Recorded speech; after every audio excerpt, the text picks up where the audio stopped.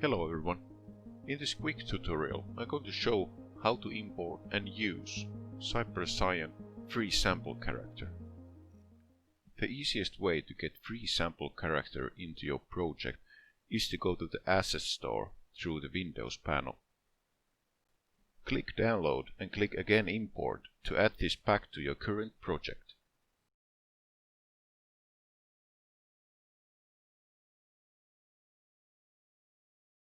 When all the assets are imported, you can open ready-to-use demo scene, where you can test the basic movement controls by pressing play. You can use keyboard controls W, A, S and D to move the character around. Free sample also includes other animations like wave.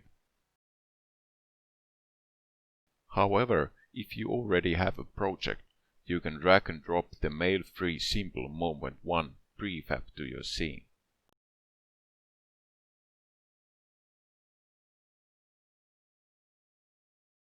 This prefab already have same controls as seen in the demo scene.